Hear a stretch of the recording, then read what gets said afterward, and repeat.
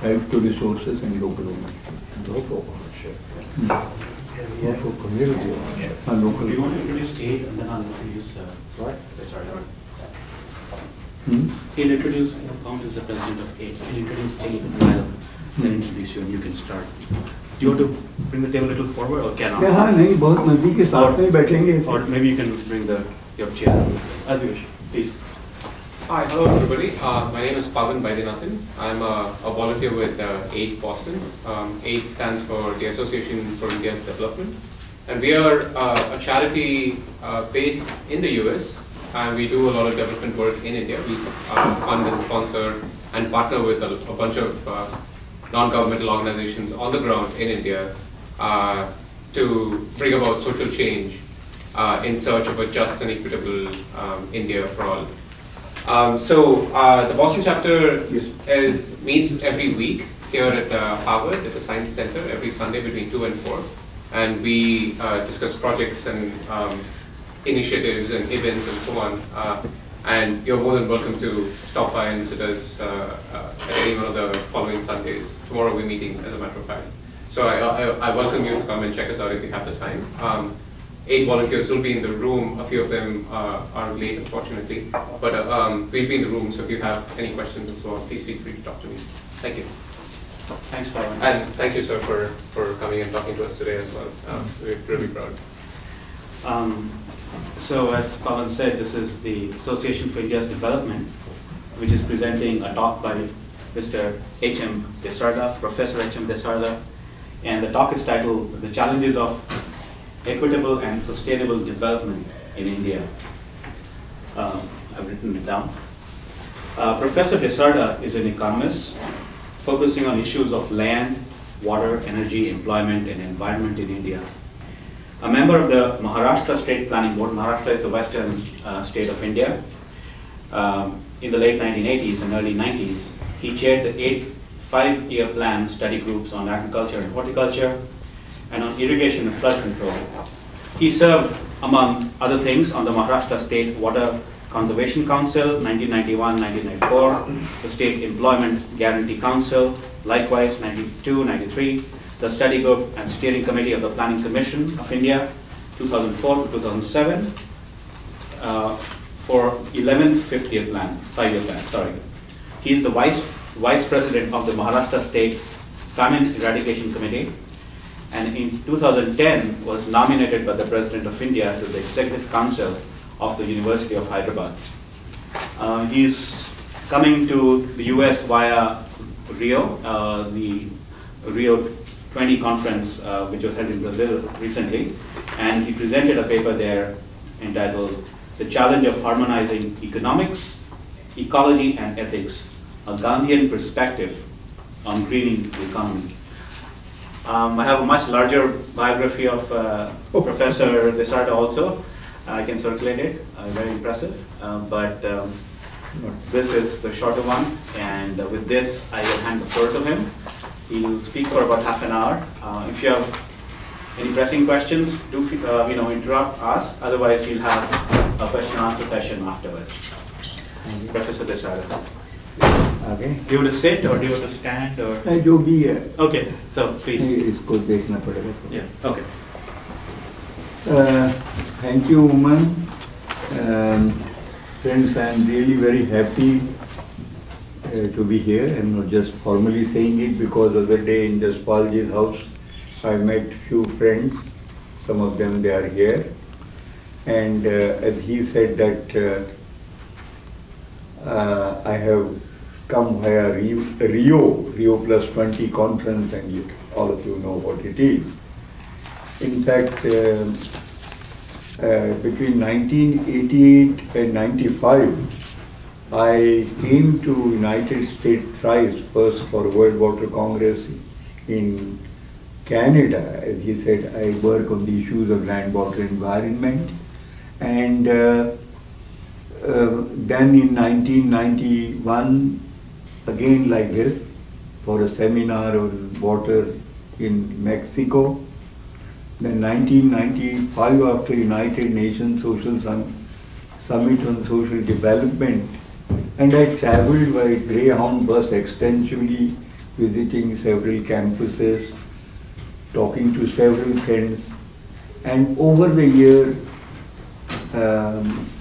I have been in touch, and I was, after 1995 almost, I kept my passport aside saying that I will not have to or should not really use it, because I felt that ecological debt of traveling is already very high on my account.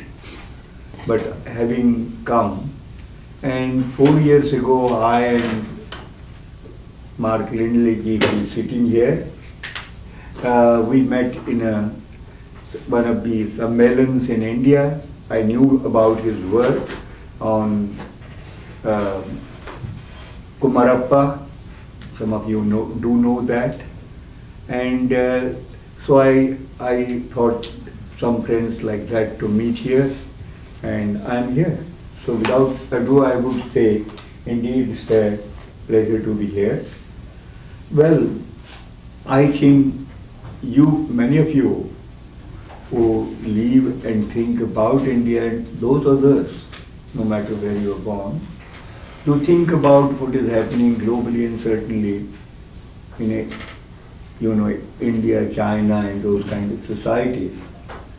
And there is one general thing which is said often of India. Whatever statement or view you have about India, the counter statement or opposite of that could be equally or likely to be true. Because there are, and after all, who has the all perception of the reality, and reality over time and space, the way it changes. But we think in a frame where we think what is the stage of a social development. And I would, one thing that I would prefer to do, often what happens in a formal lecture, you say general things and see to it that you don't do things which really is not a good manner or etiquette. I won't do anything of that, but for the sake of the courtesy, we should not sacrifice the truth which happens in a short meetings, and people expect something more. I would, before again coming to subject, a small point that after all,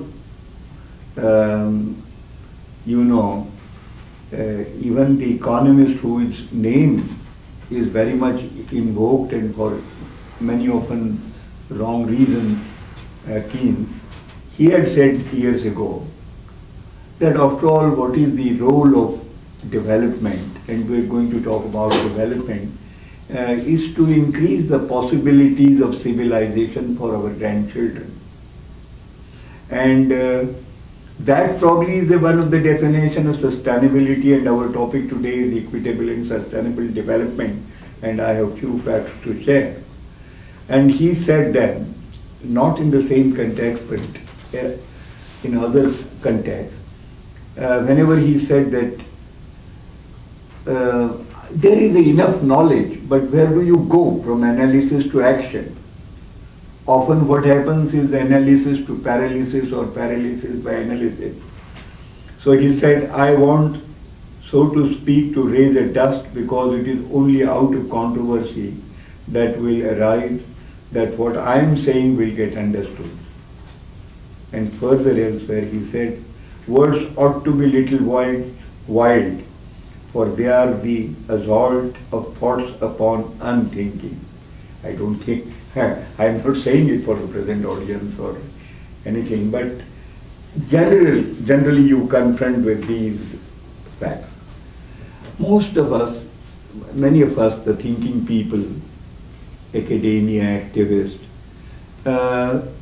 if we are asked to choose one word that will express our thoughts, aspirations, longing, generally it would be said that it is a development. But the meaning and context of development changes. And these days, and we in India after 1991, after so-called new economic policy, are more intensely feeling it, is that growth is development, and there is an obsession with the rate of growth, whether it is India or China today. And there was a usual joke that earlier 3.5% and now to 7%. So from a Hindu rate of growth to more respectable rate of growth. But what does it mean? I think development, if it is to mean one thing, it is much more than a growth. Growth may be in some ways necessary condition, but often is not in the context of the today. And and certainly not the GDP numbers. And if GDP numbers, that is, and that means again a market economy and supply side approach to economics is something that is not really what we, the people who want pro-people development, people-centered development would like to happen. But we do agree that ये आगे कैसे जा रहा है थोड़ा The arrow pointing down. Huh? Yes, I'm sorry. This arrow. Oh yes, I had to press little hard, not going about that. I'm sorry. Yes. Okay. Equitable and sustainable does convey a meaningful, category to talk about development. Of course, how much and what kind of growth should India have on this backdrop if we come, because no use talking about generalities in the context of India. We are talking today, or if we are going to have a dialogue on that issue, then you would say, how much and what kind of growth. I think rate of growth is less important than the structure of growth. And how much growth, then there are two things. One is there is the exponential rate of growth of population, and often it is pointed out, if you take care of population, other things will be all right in India. That used to be said, and still people continue to say that. But how much growth of per capita consumption is equally important, because given the number and population of India, 1200 million or 120 crore, 24 crore in fact, 124.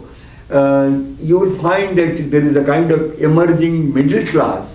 The consumption of the 300 million people is such, it may not be equivalent to American, each 300 million cars for a 300 million people, or 350 million car for 300 million. But it is going in a way, the way it is increasing, the per capita consumption of the rich and middle class in India is increasing phenomenally. And at the other end, if we want the economy to be equitable, and what is the meaning of that equitable? We can say, sir, what is the characteristic of that equity? It's not, we are not talking of equity, equitable, equal, there are some nuances we using it. But certainly would say no starvation, death, no poverty-induced malnutrition, no poverty or debt-induced suicides, and 25 lakh or 2.5 million farmers have committed suicide in the last less than 2 decades, about 15 years. And this largely in a cotton producing belts, and in all sorts of situations, even in the Punjab, where farmers produce 7 tons per hectare, you will find this kind of suicides. In a Vidarbha, which is one of the very fertile cotton lands, cotton growing lands, you would find Andhra or Kerala, which produces, rubber plantation, and spices, very high value crop. So then you see the figures about the recent National Family Health Survey has brought out that the number of malnourished children, underweight children, there is one expression they use, intrauterine retardation, a low baby, is such that it is a 47% people, 47% children are malnourished, underweight, stunted babies, as it is called. And I still remember, and IMR and all that. But you will find it is a broad macro numbers, but in Kerala stories are different, both in terms about population and in terms of the infant mortality. Kerala has almost same, whereas generally 65 to 70, Kerala is about 50 per thousand these rates, as you know they are. And I was told, Somnaji again also other day talked about this, the BMI, body mass index, emaciated. I mean, you go to the tribal areas and you see from time to time picture, the people totally, and these are the dominant realities. 70% women are anemic. They are, you know, because even in a good homes, women eat last, women eat late nutritious food, except in areas like Punjab where there is a different kind of food culture, but even there. So what would we wish to be equitable is access for all to food, and you know, those basic things, food, clothing, shelter and education, roti, kapda, makan, shiksha or swast. And about this, you know, this rate of child malnutrition and stunted women in a body low, very low, and for a very vast population, 600 million people, BMI is a really very serious issue. Then, yeah, and it is not because 250 million tons of food that India produces today is adequate enough to ensure nutrition. And lot of food is being, you know, wasted in the food production, but that is an independent thing. We can come to that if you wish in discussion. But years ago when I was a student, that should be 1950s, late 50s, in a college 60s, these films, they sometimes bring out very graphically, and there was I. George one film, Koi raha hai na koi rahega, न रहा रूस का jar Goa का सालेदार, और he again says, जिस देश का बचपन भूखा होगा उस देश की जवानी क्या होगी. If youth is stunted, what will be the future of that country? And this is literally happening. So friends, equitable means in practice, what is the implication?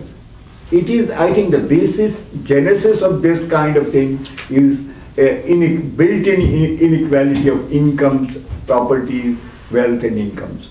Equitable also means in practice, you will have to be, I mean, there has to be some, you know, limit to be, minimum and maximum. Minimum also has to be good enough to ensure the basics, roti, kapda, makan. And the ratio of personal extremes at best could be, and this was a debate in India on the eve of independence, before independence, during independence struggle, 1 to 10 will be a functional, because this inequality is not a functional inequality, which is warranted to ensure enterprise.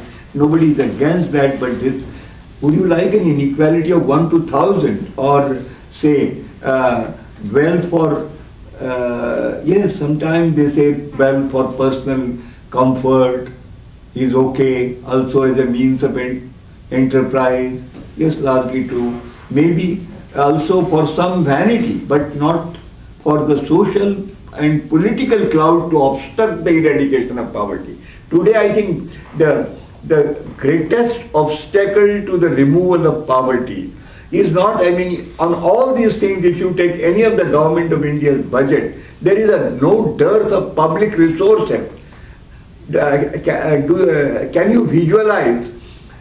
We have a midday meal program for 12 crore, 120 million children in India.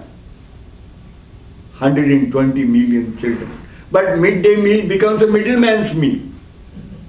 But in India there is one thing that, as you know, on everything everywhere, you have something which tells what are the solutions. So problems and predicament also tells what is the other side to it. And like a Kerala health and education story, you will find that why midday meal program is running very efficiently in Tamil Nadu, because people like Kamra and later Ramchandran, they didn't have enough food when they went to school, and they have seen to it, by or dusri jagah or do anywhere in other places what you want, but ensure that this program, that means if there is a political will and there is a drive, then you can make. You see the government of India's budget of 15 lakh crore last year. India's economy, you know, is 1.8 trillion economy. But if you take, in purchasing power term, it's the 4th, 5th largest economy. But if you take, then for each of that, the money that you spend on water, sanitation, education, there are positive schemes like employment guarantee. The amount is sufficient enough to ensure, I mean, the basics to one and all. I mean, amount of money that gets spent on school, health, education, basic of course, and even food. Public distribution system, we spend annually close to 90,000 crore rupees. And the subsidies on the oil, the fossil fuels, they are about 1.5 lakh crore. And if you look to the government of India budget, then this gives the idea what is wrong, but then we can talk about in the discussion. In the Republic of India, I think that here is the real crux of the problem. The income distribution, which was largely, you know, in proportion to the workforce engaged in that particular occupation. If 80% people were engaged in farming, say in the 40s, and say it came to 60% or 55% today in some states. You had then in 1950s, on the eve of independence, and you see at the beginning, on the eve of a 5-year plan, the Republic of India, you know, India became Republic in 1950. The share of agriculture in the national GDP was 54%. Means out of every 100 rupees, farmers and rural sector will receive 54 rupees. How can you guess how much it is today? Anybody has the idea of number? It is 15 or 16. And in a drought year, flood year, it goes down. And in my own state, Maharashtra, the industrially prosperous state, it is about 10%. If 60% people get 10% of the income, that itself is a ground enough to breed, you know, social strife, violence, discord, and what kind of a political democracy that you are going to have. It cannot be a participative democracy. And I think another serious side to this is that the services sector, that means largely bureaucracy. In most budgets, the bureaucracy preempts about half. And that is, and out of every 1 rupee that government of India spends, 25% money goes for paying the debt. And why did you take the debt? Because you have to pay the salary. In many areas now you will find this class of pensioners, like including the person who is talking to you, that, you know, I am for 6 years getting pension, and maybe that now with this improvement of health for the middle class, 10, 15, 20 years people keep on drawing the pensions. And the problem is becoming really, there has to, I have no quarrel with the social security, but its implication on budgets and income, where does it get you?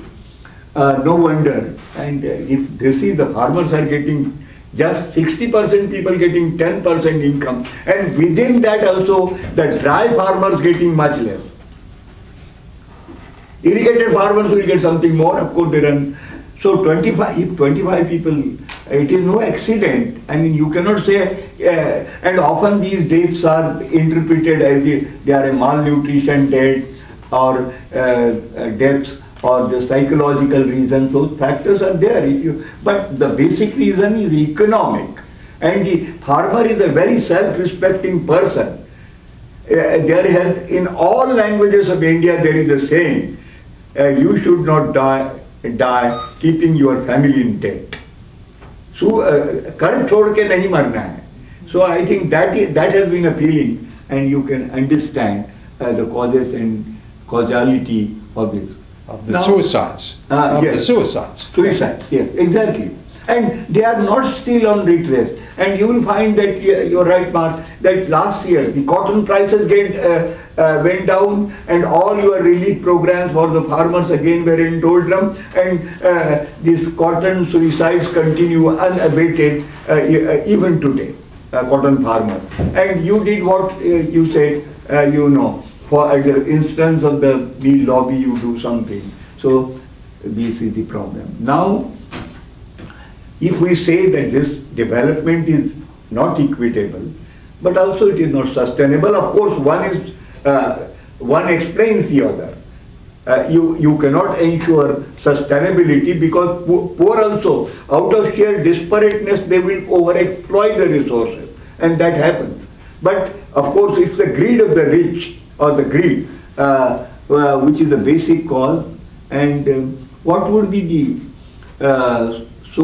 and sustainability is both ecological and social sustainability, and a modicum of political stability to prevent extreme social strife and violence becomes a real challenge. And in 200 districts of India, what they call is this terrorist phenomena, quote unquote. After all, there is something, and I have in some of my writings have used the word, in the name of development, you on a continuous basis, government of all states, including that of left, they continue to terrorize the people. In the name of development project, you displace the people, whether it is Orissa, Jharkhand, Chhattisgarh, or any other state, and in this displacement of the people for the project, whether it is the irrigation project, energy project, or road projects, or any other, this new, they are building these new malls in India, and they want FDI in retail sector to be permitted. You will find they are acquiring the lands of farmers. By sheer agitation, one of the biggest malls that Reliance company was building, that was stalled. But anywhere it is coming, and about 50 million people who are displaced by so-called various development projects. I call them refugees of the environment. They are the people, and so it is a development terrorism. And then again a question will be asked, you don't want development? You don't want people to have? Yes, people do need water, people do need energy, people need housing, people need food, sanitation and all that. But it doesn't mean that these mega projects, they will deliver them that. But we can discuss if you have some observations on that. Sustainable for how long? That's the real question. Because this has been a debate. Now in the context of climate change and all that, we know this is a reality. The climate change and global warming and this as a reality. But sustainable for how long? A year, a decade, a century, a millennium, or an indefinite light years? Certainly not light years, but certainly decades and centuries. So intergeneration equity is something that you need to ensure, and this old Brundtland Commission's definition of sustainability and intergeneration equity and equity across the continents, countries, cultures and communities is something. So I think, in my opinion, task today is the task of building an ecological civilization, an ecological society. And we need an ecological revolution. We had an industrial revolution. But if you look, what has been the consequence of an industrial revolution of 300 years? We also, on a geological or even a cosmic time scale, if the life of the earth of the 4.5 billion years, in the last 300 years with a certain pattern of resource use has brought this calamity of climate change, global warming, and as of now, I mean, the glaciers are melting. Even in the US now you see the droughts. I traveled in the bus through the Ohio and all that, and all crops are stunted. So, I mean, you know, and implications are, you know, what happens to Maldives, Bangladesh, and the low-lying countries, and the whole debate. Some other such problems to do with the, so in the 21st century at least we would think about it, if not far beyond. And 21st century demands that there has to be a resource use pattern needs to be radically changed. The immediate challenge is to preserve the remaining natural capital, because this whole economics, even what classical economists talked about, they are forgetting, you know, the man, nature and society, that relationship is nowhere in a perception. And on this backdrop, I don't think I should continue or give more facts, everybody knows it. What I think the problematic is economics and politics of gigantism globally, and small is a beautiful. This decentralization and thing, kind of a thing that are happening, you will have to take them into consideration. And the task of building ecological civilization, to repeat the expression, is such that there are luckily cheaper, quicker and safer solutions. As I said while talking with a friend the other day, that you need to demystify. The first and foremost thing is clearing the cobweb, conceptual cobweb, which says, well, without growth, where do you go? But what kind of growth? Rate and structure of growth, they are two different things. Undifferentiated and undirected growth is not what we need. If tomorrow every Indian and Chinese begin to have automobile, what will be the state of the planet? And of course, on a per capita basis, you will have to share the global commons. There is no doubt about that. Environmental imperialism is also a fact that we cannot deny. But I would say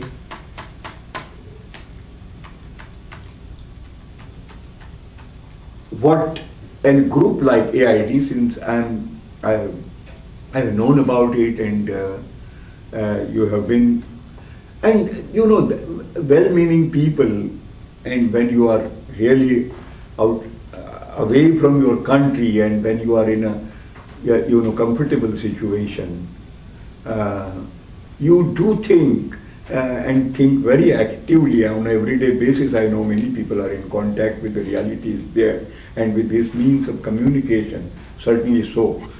I think people are very concerned, and over the years, many people, even people during emergency, they were mobilized. Many causes that people help, but they don't know the realities there.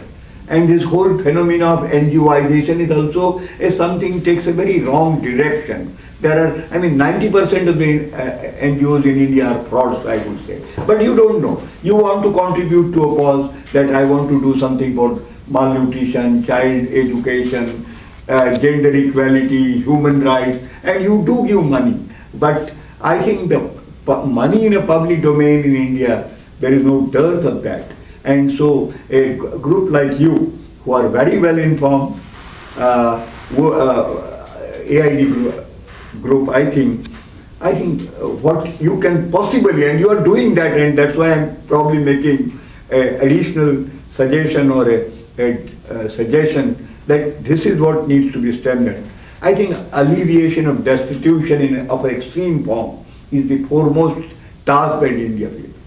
I mean, you know, if half the children are malnourished, this 300, 400 million young population in India, and you may be knowing the numbers, that about 54% of India's population, that means 65 crore people, they are below the age of 26.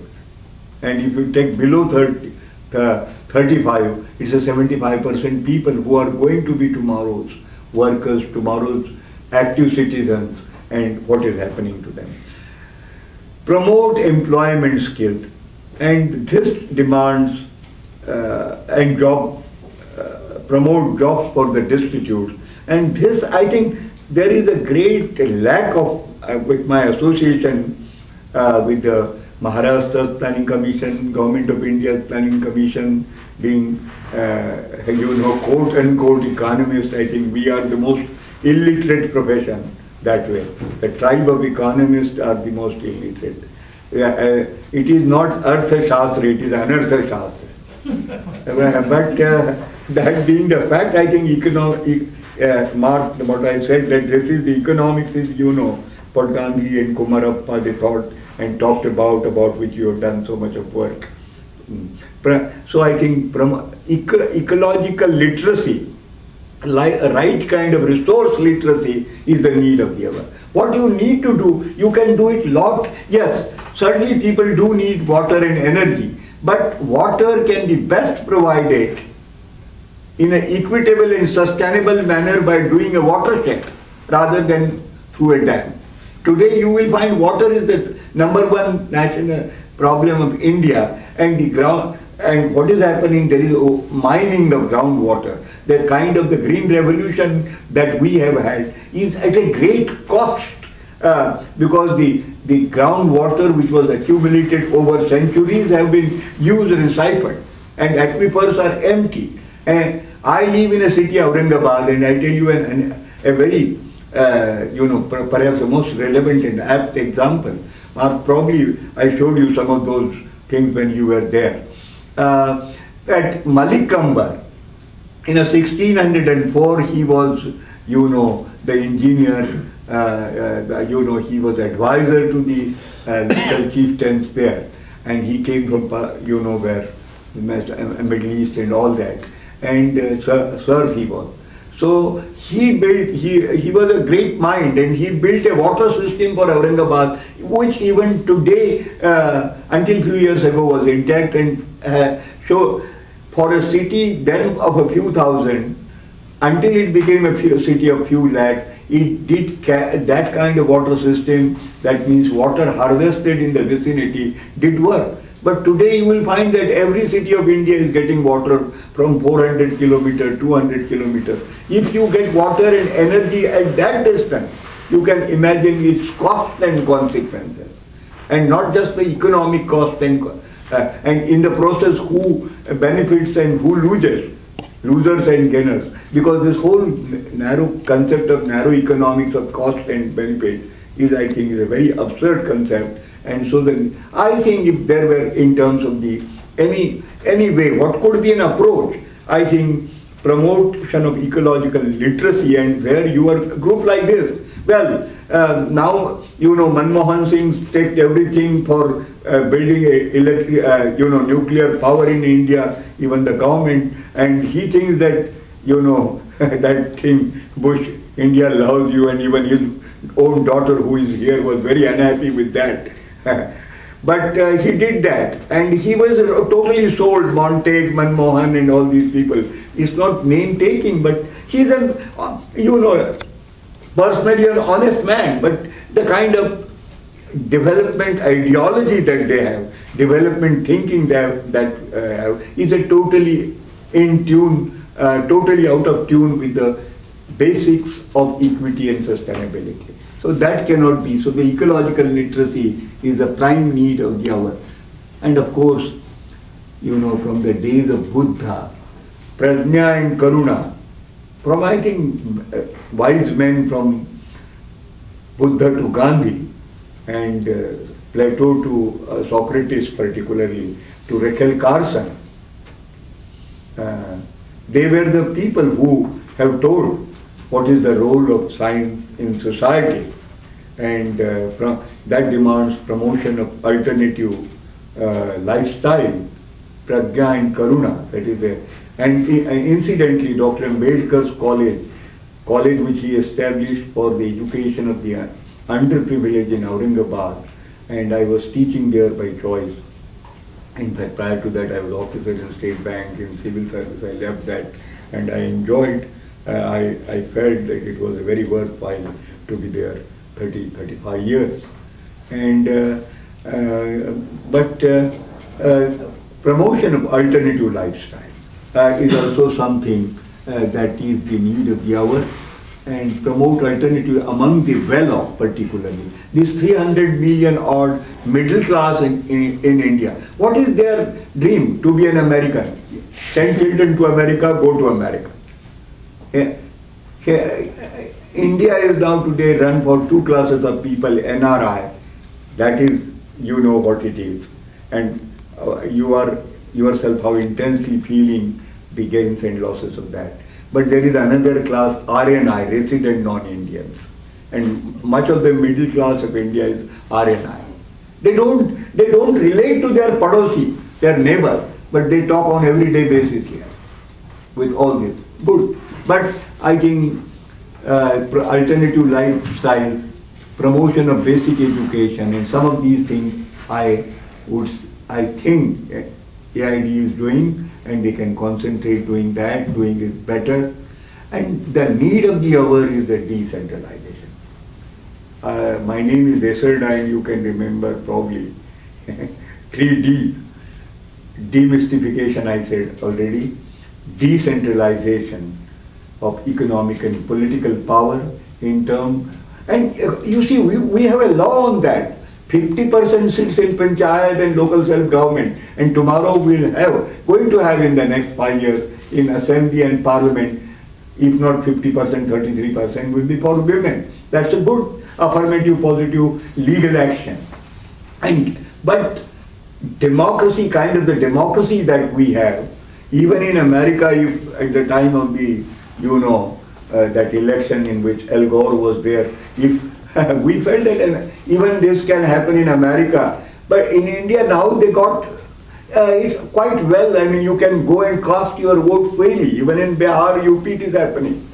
But this kind of a democracy that we have, that the people who rule, they have just 1 vote out of 5. Means those who get 20% of the vote, they are the rulers there. Because out of 10, only 6 vote, and out of that, if you get 1/3, then you are first post the pass. That's the political system. After all, why I'm telling you this is because this is the logic of the system, the way it operates, and because of the basic inequality which is there, economic and political power, where you get it skewed. So decentralization. I think promotion of local community ownership and right to resources. Some of your friends, they are doing it. Promoting good activism, and that means secular activism in India is the need of the hour. All kinds of activism is there, but a kind of a positive, human rights centered, pro-gender, pro-poor, pro-nature. And if you ask me, after all, what is the state, what is the criteria, what is the hallmark of a development which could be called equitable and sustainable, I would put it in a very commonsensical way, in a common parallels, as a pro-nature, pro-poor and pro-women. Thank you so much. I hope I am not inflicted a very long talk, but I needed to share a few facts, and hopefully they make some sense. It is for you to. No, we'll just take questions. So sure. It'll be very informal. And question, comments, observation, very frank one. We need not be formal.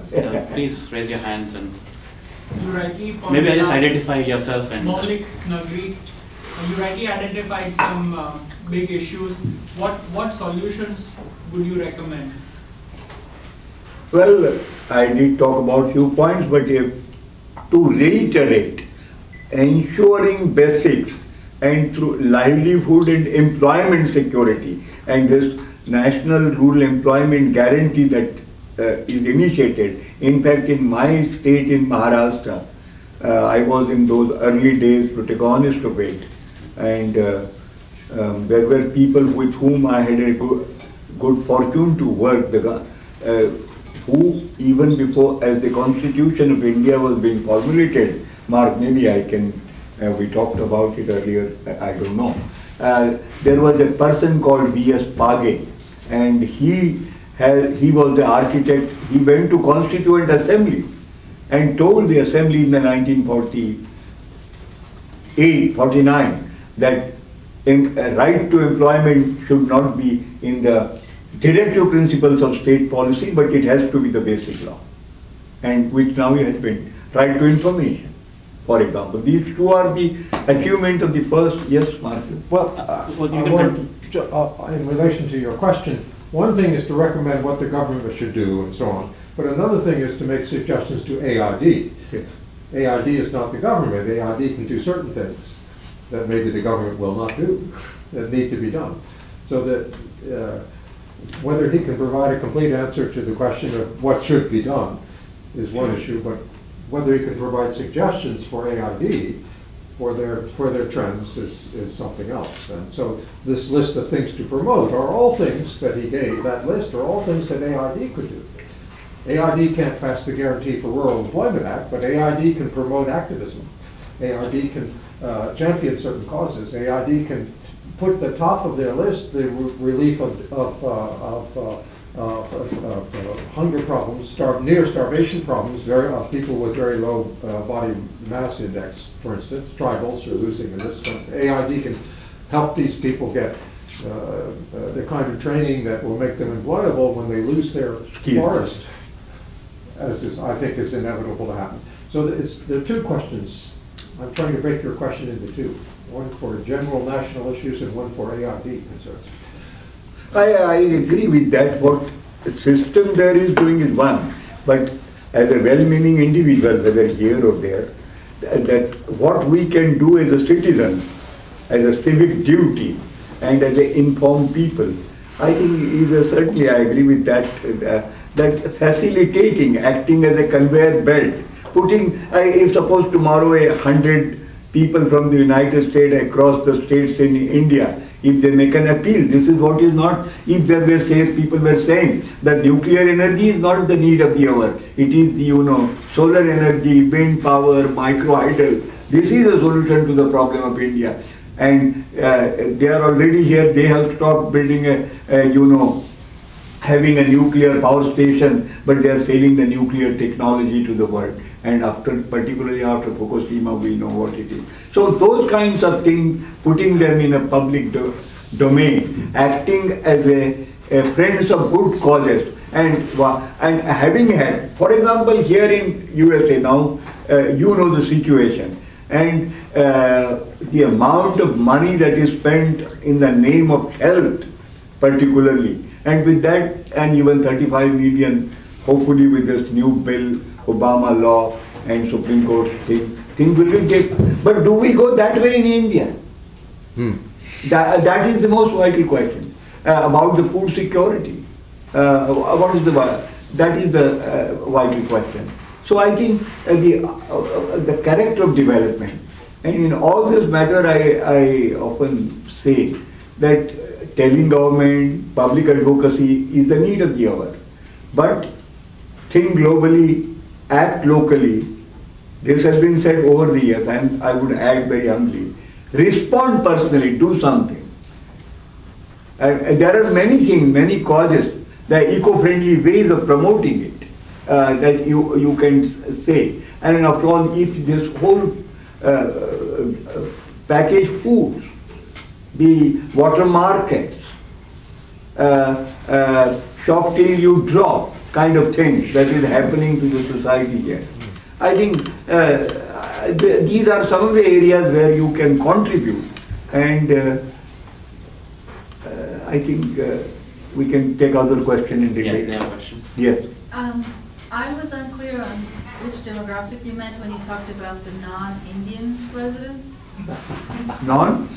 Resident non-Indian, resident non-Indian. Oh, NRI, yes, we, much of us, including probably me, we in India think that what is the, growth and development is what happened in Europe and America. She wanted to know which demographic. So which people are you talking of? Can you just locate? Yes.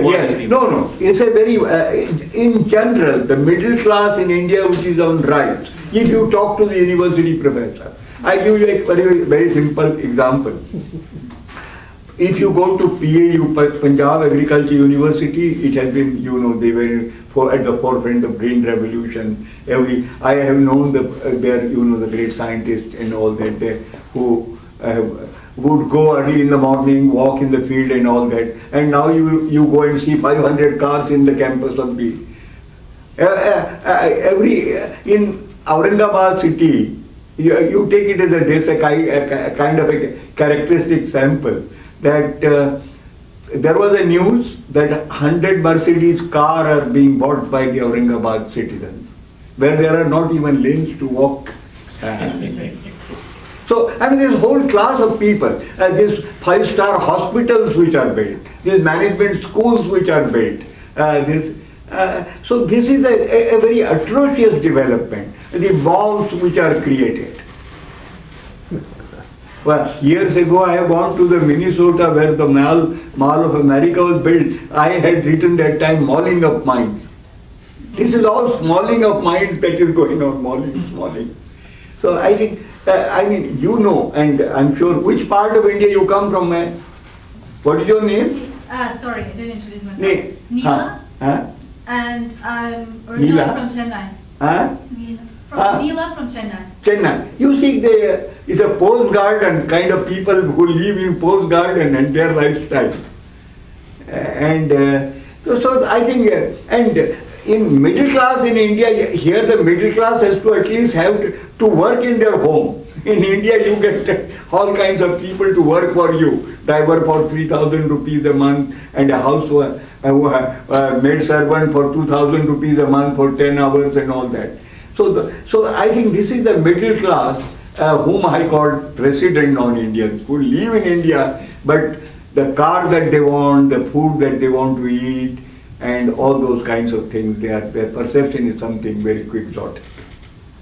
Well, do you get it now? I get it. Mark, did you have a question? Observation. In the last 2.5 weeks, I have heard 2 statistics that have changed my view and given me a sense of information about what's going on. One is the information that Somnath gave with the issue of the body mass index, and people in India that are emaciated. Yes. So many of them. I've seen them, but I haven't seen the statistic. I've seen some of these people in India. I haven't seen the statistic. There are not only many malnourished people, but there are more and more of these emaciated people coming along now.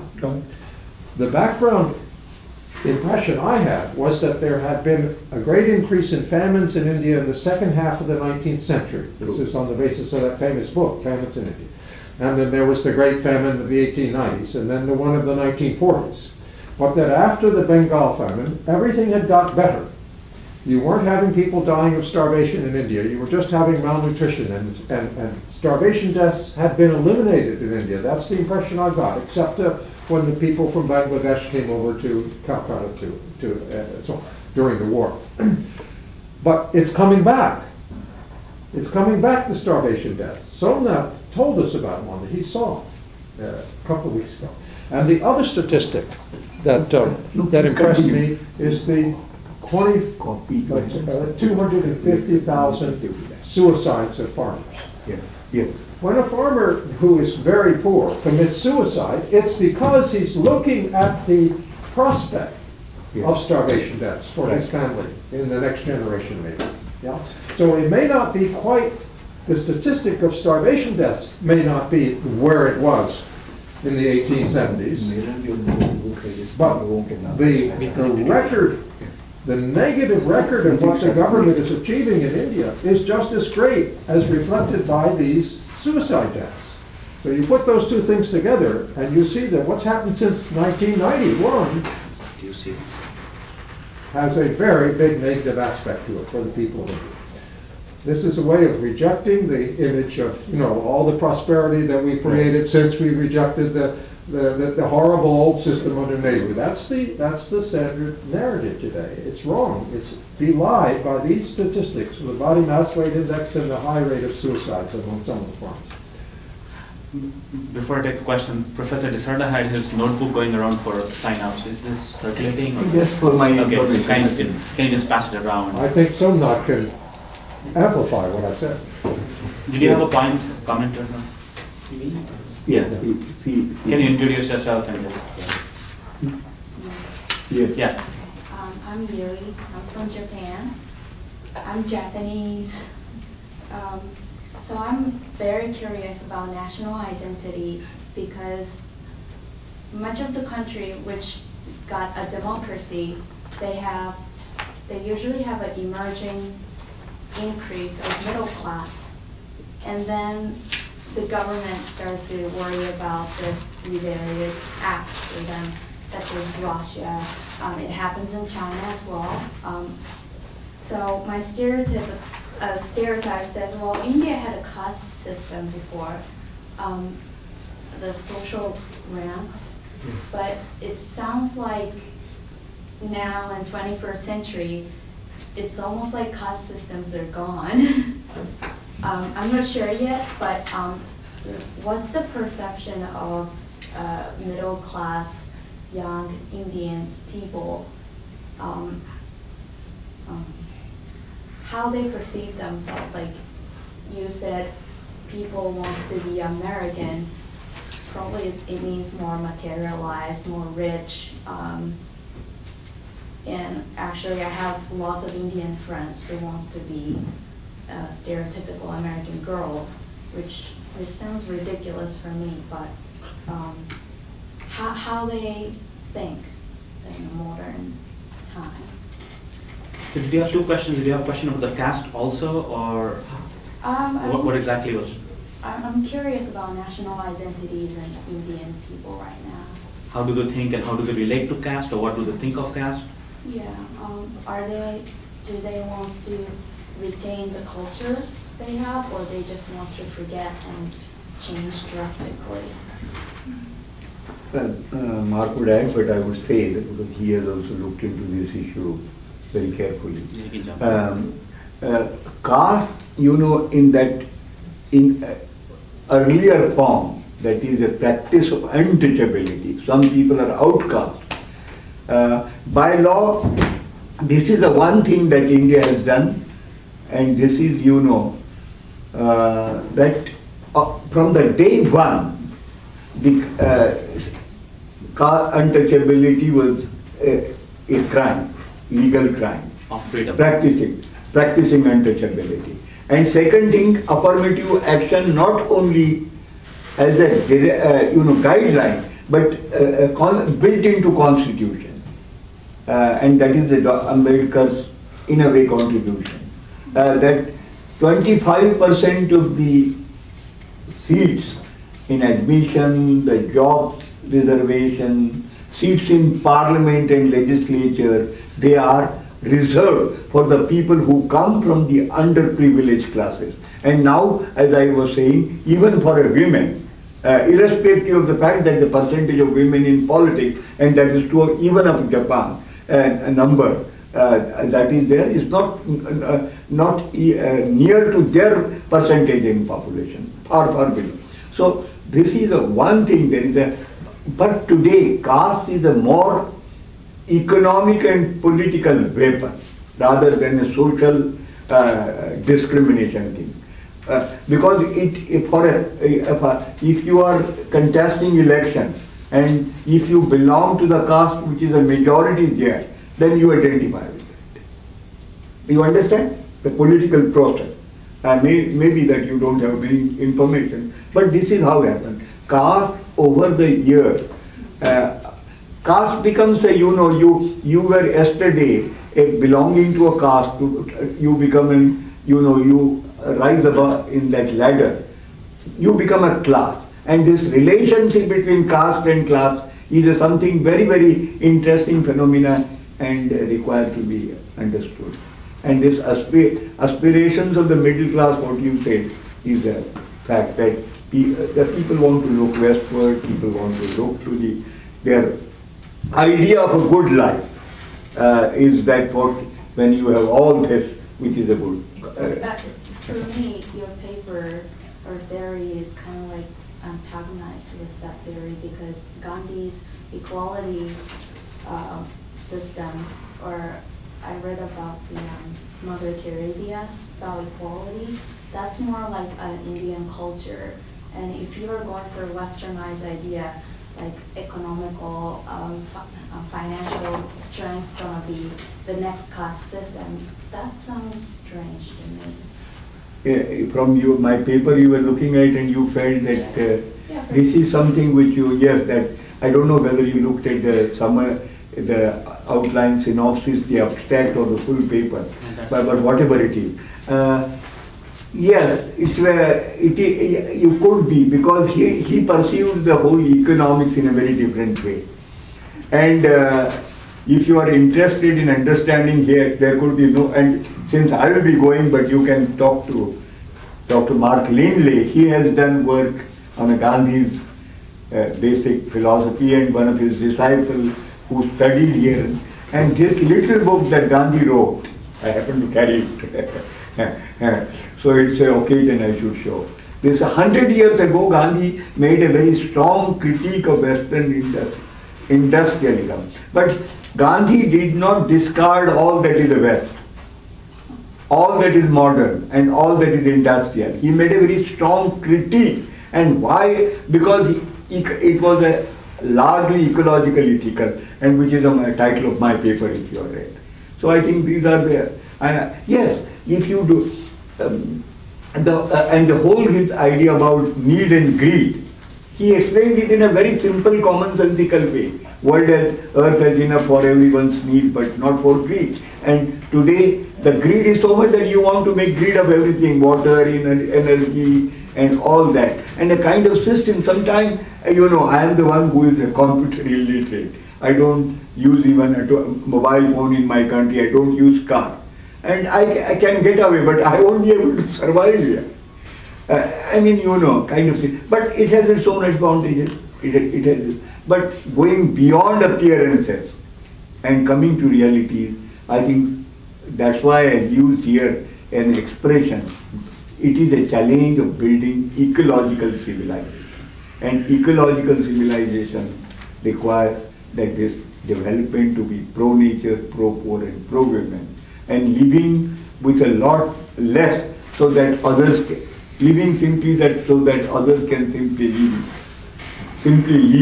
live with the less if you want to live happily. So this whole creed of consumerism, and this has been in the traditions of all societies, whether it's Chinese, Japanese, Indian, what after all has been the message of Buddha, which is in, or Confucius. It's Buddha's one thing is that this is the compassion and wisdom. It's a annihilation of desires. This whole, I think, greatest thing is the challenge is the consumerism, and this consumerism cannot be sustained. The kind of consumerism, whether the rich in India or the general societies in the West are affected. Maybe we can come back to the longer question, but answer. But I know it may be in the minds of many people. So, but your observations are, really very meaningful. Would you like to add something? Not here. Maybe. But yes, you can certainly keep in touch. In a conversation. Yes. Yeah, I wanted to say that the mere fact of disparity is not as disturbing as the fact that that there is a causality or a causal connection between the richness and the deprivation. And that is the problem, not plain disparity. seeing it as a simple problem of disparity is missing out on our approach to the root cause of it. See, this emerging richness is because, along with the state, either the multinationals or the crony capitalists are able to grab natural resources. Right. And that is the problem. It's not, unrelated. The deprivation or the destitution Yes. and the upcoming richness are not unrelated. And that's what I wanted to bring into light. As Mark said, this statistics of 33% of Indians having a body mass index less than 18.5, yes. or Utsa Patnaik's paper Yes. saying that an average Indian family is eating 110 kilos of less cereals every year than they were in 1990. Yes. Are the telling facts of which direction it is, diverging. So that is, I think, where we have to focus to understand, and that is the point of resistance, not just disparity. No, disparity, yes, cause and consequences. Disparity is a consequence of the causes to which you yourself referred, and I tried to say appearances are not often realities, but the genesis of this and the root cause of the poverty is that the livelihood and distress is livelihood security has been taken away, and the deindustrialization that happened during British time and the new alternatives of employment, jobless growth, after all what it is.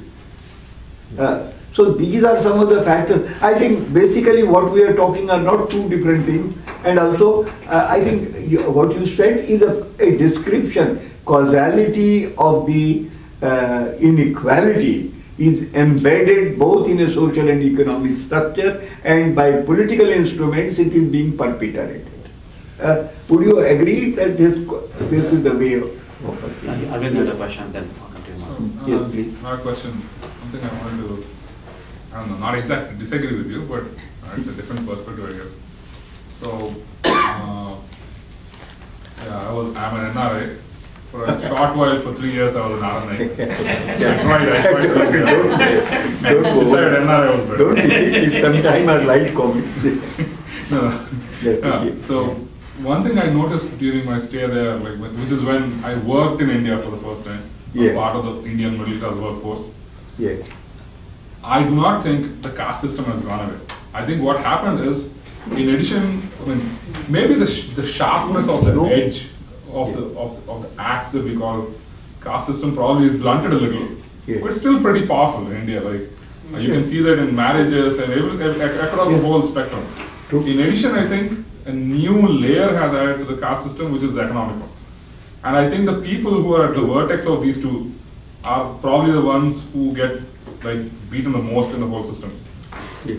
And I'm pretty sure if somebody did a study like that, probably that 33% of the people whose BMI is below acceptable standards, probably will be right at that point where those two meet. So I disagree with you that the caste system has waned away in India. No. I mean, this is the manifestation of a reality in a different context. Yes, the genesis of the caste is the inequality of wealth and income, and the Chatur Varna and the theory of what they say karma vipaka, that is your sins of previous birth. Those kind of things nobody would believe in. But it is a more, caste is today economic and political instrument, and is not a social prejudice per se. But that, and all this is, one is not to the exclusion of others. But this is what they say, cumulative causation. Well, I think what you're saying is they are not referred to in the same terms of the Chatur Varna, but in my own relatives, I know people who will think, lower caste people are less smart. There's this belief which, they may not be saying that, we will believe in the Varna system, but effectively they are behaving exactly the same way. And particularly these marriages within the sects and kiths and kins or within the same caste.